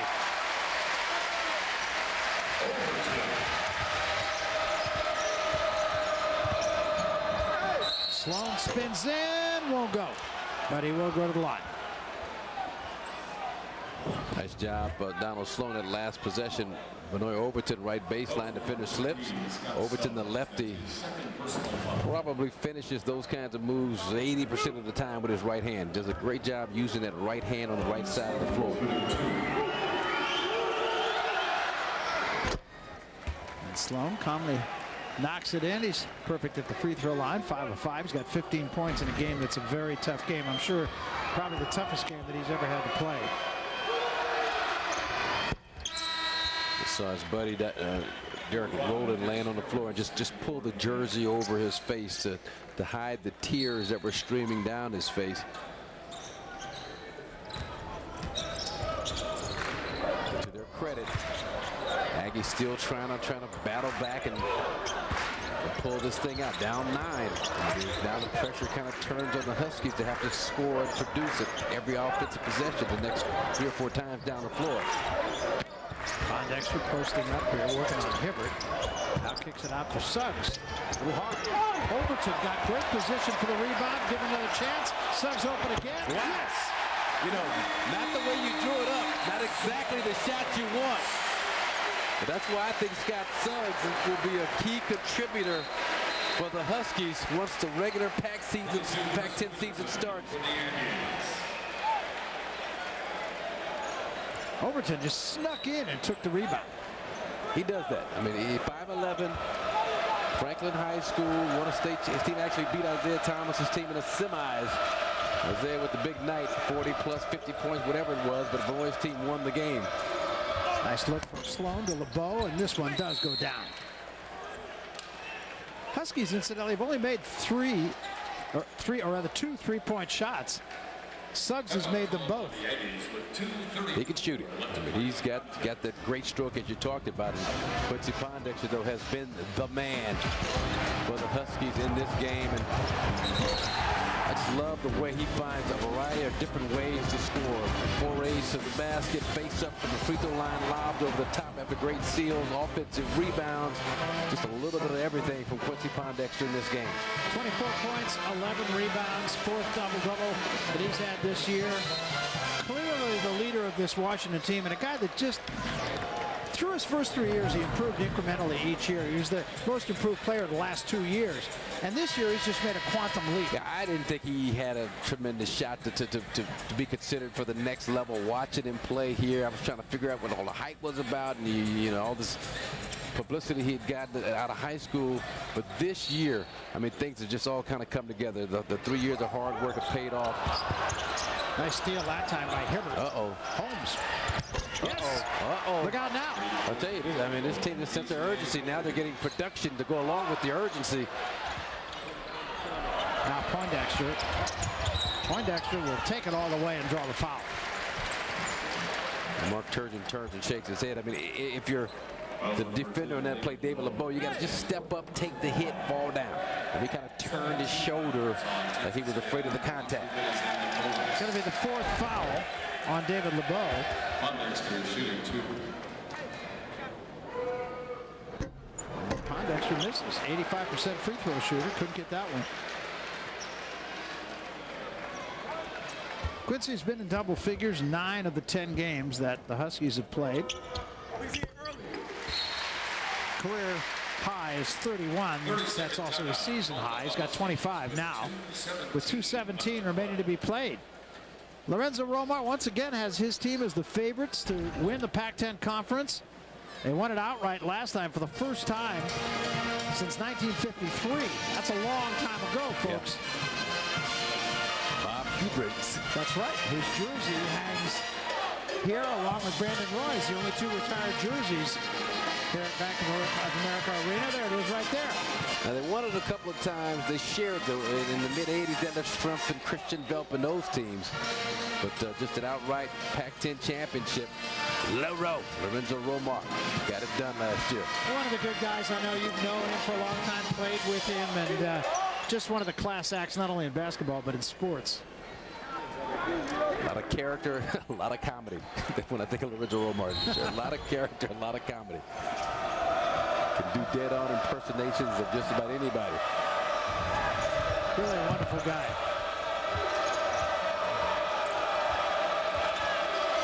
But his team right now, I mean, hey, score here by the Aggies, it's a whole different ball game. Shot banks it in. Look out now. Full court pressure. 5-point game. Plenty of time remaining. Now the pressure shifts to the other bench. Again, they have to get good offensive production each and every time down the floor. Suggs had a shot for a moment, passed it up. They'll try to use some clock here. Now Benoit Overton, and Holmes reaches in, fouls it. Watch the last shot of Holmes. Yeah, B.J. Holmes maybe didn't plan it this way, but hey, he'll take it. He's not throwing it back. And they put a 62% free throw shooter, Benoit Overton, at the line. 4th foul now on Holmes, so LeBeau with 4, Holmes with 4. But Overton has been pretty good in the clutch. I'd love to see a stat on him, you know, in the last 3 minutes of a close game. He's got 8 in the ball game now, and that was a big one. Just watching him during the course of his career, I've been impressed with that. And it's not like he shoots him a lot down the stretch, but whenever he's been called upon in kind of tough pressure-wise situations. See what you did there? Yeah. Just talk too much. But he knocked down 1. Still a 2-possession game right now. Here's Sloan, off balance, tried to throw it up. Did well just to get that shot up at all. Got a foul. And finally, they foul Overton. Hibbert guilty of the foul. Minute 20 left. Still not out of the question. Yeah, it's not. He's again 2 big free throws for Benoit Overton. Went out on the limb for him, Mark Turgeon. This is kind of the guy based on percentages you want to foul. Double goal. Well, they say 1 and 1. That's right, 19 foul. And it falls in. Wasn't pretty, but he'll take it. And again, this Texas Aggie team down 18 to New Mexico came back and made that a game of it. 2 free throws would have tied it up that were missed. 18 to Nebraska last year. One of their trademarks, these kinds of comebacks. Back to an 8-point ball game, so time does become a factor now. Good look for Middleton. Comes up short. Overton, the rebound, grab, foul. Yeah, that was the look that you needed to go down. And that's the look that you wanted. You got your freshman, the guy that was rated as the best shooting small high school forward in the country last year, Chris Middleton. Wide open three-pointer left wing, just couldn't knock it down. Washington lead, double bonus. So LeBeau has fouled out of the game. Had 6 points. Actually played well here in the second half. Yeah, he did. Made some strong moves inside. Played some pretty tough interior defense. And all things considered, after what happened to Derek Rowland, for this team to respond the way it did and get to within, what, 5 or so in this game. Yeah. To battle back. I mean, I thought they were just kind of dead men walking. Now, a lot of character on this Aggie team. And a team that you know is going to make some noise in what is arguably the best conference in the country.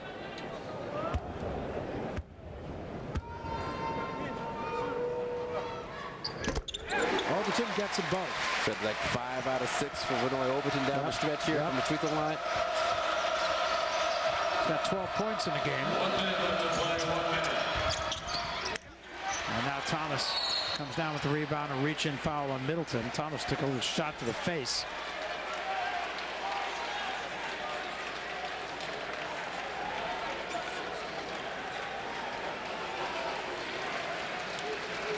Charged with violation 0, Brian Davis. That's his 4th personal foul. Brian Davis guilty of the foul. You look at Mark Turgeon. Pooh Williamson alongside him, the coaching staff. Scott Spinelli on his right. Done a great job at Texas A&M. They will continue to do so. This is a talented team. Won more games than any first-year coach. 49 games his first 2 years at Texas A&M. Played for Larry Brown at Kansas. Played for Roy Williams at Kansas. Coached with Larry Brown.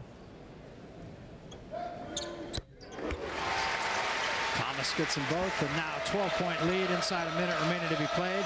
Pretty academic from here. Holmes comes off a screen and knocks down a 3. 3 for B.J. Holmes.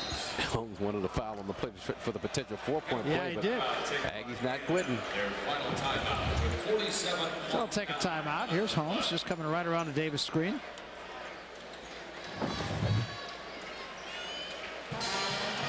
Nine-point game with 47.9 seconds remaining to be played. And this Husky team has now played back-to-back solid games. Yeah, man, they did. Portland did a tremendous job. Portland Pilots, I mean, this is a team that had a terrific run, got themselves in the top 25 for the first time in 50 years. And coming in a few days ago, I thought that they would give the Huskies all they wanted. But Jim Shaw, the assistant coach for Washington Huskies, did a great job with his scouting report, chased them off the three-point line, and totally changed the complexion of that game. Well, you know, I think that's another thing about Lorenzo Romar's coaching style. Do you remember last year they struggled with Portland State, as I recall, early in the season, and played okay, but not so great early, and played well down the stretch. And here they are now approaching the Pac-10 conference season and playing better and better. Yeah, and when they're playing well, they're going to get that effort, energy and focus defensively is what they need. They're giving that, but offensively, when they're sharing the ball and moving without the ball and helping each other out, setting solid screens and doing all those little intangibles offensively, just a tough team to have to deal with.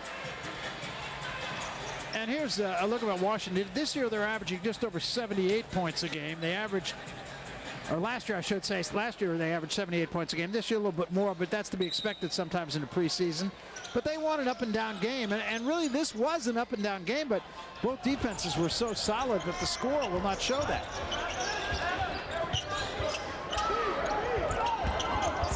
It's like Mark Turgeon is elected to just kind of play it out.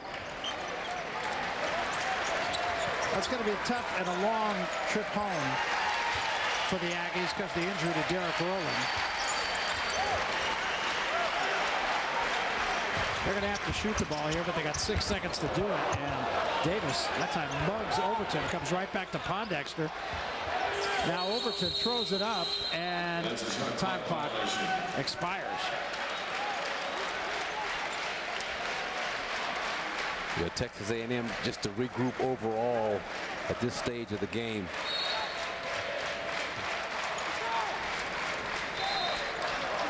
You see a lot of hanging heads with the Aggies. In their next game, the Aggies is January 2nd, so they've got some time, which is a good thing, I think, for this team at this point, based on what they've gone through with Derek Rowland. Scoring in this game, Pondexter with 25 to lead all scorers. Overton contributed 12 points for the Huskies. Holmes with 17, had a big second half. And Holmes comes off, looked like he might have cut a lip or something. Middleton fires up a three, and that's going to do it. 2 seconds, 1 second, this game is over. And the hometown Washington Huskies have scored the third victory for Pac-10 team over the Big 12 in this Big 12 Pac-10 Hardwood Series this year. Domination for the Big 12. And the Big 12, as we said, arguably one of the toughest conferences in the country. 73-64, the final score was the Quincy Pondexter show. Yeah, Quincy did another tremendous job, just continuing with the outstanding season that he's been able to put together for his senior year, and did it in a variety of different ways. Dribble drives, short pull-ups, medium range jump shots, post-ups, offensive rebounds, just everything you can ask for. Well, when Derek Rowland went down, it was a 34-33 ball game, so clearly the Aggies were affected by that injury. Yeah, it had an impact on them, and you understand that based on the closeness of this team, especially the relationship with him and Donald Sloan, partners, homeboys, teammates for the past 8 years, and to see it happen that way, it had to be heartbreaking for Donald Sloan and the rest of this Aggie basketball team. And you saw the numbers from this game, neither team shooting it well, and it was because of sound defense, something we talked about right at the get-go.